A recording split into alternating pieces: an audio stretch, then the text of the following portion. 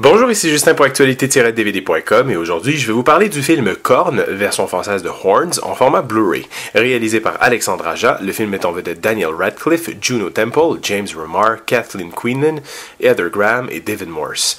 Distribué par VVS Film, le Blu-ray est disponible en magasin depuis le 16 décembre 2014. Soupçonné d'avoir assassiné sa fiancée et rejeté par tous ceux qu'il connaît, Ignatius a sombé dans le désespoir. Un matin, il se réveille avec une paire de cornes sur la tête. Celle-ci lui donne un étrange pouvoir, celui de faire avouer leurs plus noirs secrets aux gens qu'il croise.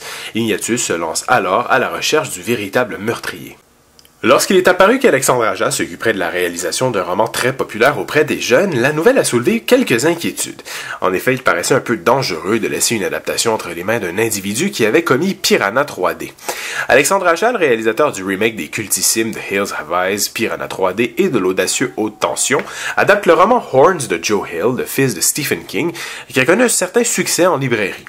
Si vous pensez que le simple fait d'évoquer le fils du maître romancier garantit une réussite, eh bien, détrompez-vous. N'ayant pas lu le roman original, je ne peux malheureusement m'exprimer à son sujet. Cependant, son adaptation cinématographique ne donne pas vraiment le goût d'explorer les origines de cette histoire pour le moins cafouilleuse. Si Alexandre Aja transforme le héros de la série des Harry Potter en démon, il ne parvient toutefois pas à nous livrer une histoire digne de ce nom. Oubliez le suspense, oubliez l'onirisme, oubliez l'histoire d'amour bien écrite et le psychopathe. Oubliez l'intérêt et oubliez même l'horreur. Alexandre Aja n'est officiellement pas à son meilleur. On nous sert une photographie bâclée digne d'un navet des années 80, une suite de scènes sans qu'une ni tête, beaucoup d'incohérences, de la violence gratuite essentiellement dirigée contre les femmes et de la vulgarité au plus haut point. On ne sait jamais réellement ce qu'on est en train de regarder. Il s'agit en fait d'un mélange incompréhensible et totalement chaotique entre l'horreur et l'épouvante, le thriller et le drame policier, le fantastique, avec en plus un soupçon de romance complètement décousu. Car Horns est un film hybride qui se construit sur d'intéressantes idées, mais qui ne parvient toujours pas à en être digne.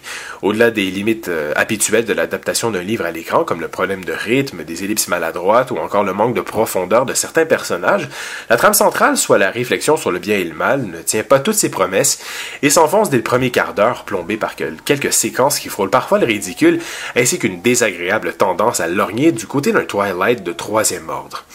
On passe de scène ridicule en scène ridicule en soupirant contre le sexisme, le racisme et l'insipidité de ce film. Les effets spéciaux sont malheureusement loin d'être convaincants, notamment ceux utilisés pour les serpents, qui rappellent d'ailleurs ceux qui apparaissent dans Snakes on a Plane, qui n'est pas une référence mais qui occupe quand même à côté de ce Horns le grade de grande œuvre cinématographique. Bien que Daniel Radcliffe se donne à fond dans son rôle et démontre également une autre facette de son talent d'acteur, ce dernier ne réussit malheureusement pas à faire passer plus rapidement la pénible heure 59 que nous impose ce film qui peine à se terminer. Du côté technique, des pistes en anglais Dolby True HD 5.1 et français Dolby True HD 5.1 sont accompagnées de sous-titres en anglais et en français. L'image est présentée en format panoramique 2.35. Pour les suppléments, on nous présente le segment Behind the Scenes qui se concentre sur la production du film. The Cast se penche sur les membres de la distribution. From Novel to Screen explore le travail derrière l'adaptation du roman visiblement très laborieuse de Joe Hill à l'écran. The Director se penche sur le réalisateur Alexandre Aja. Et finalement, Becoming the Devil se concentre sur le maquillage d'effets spéciaux employé dans le film.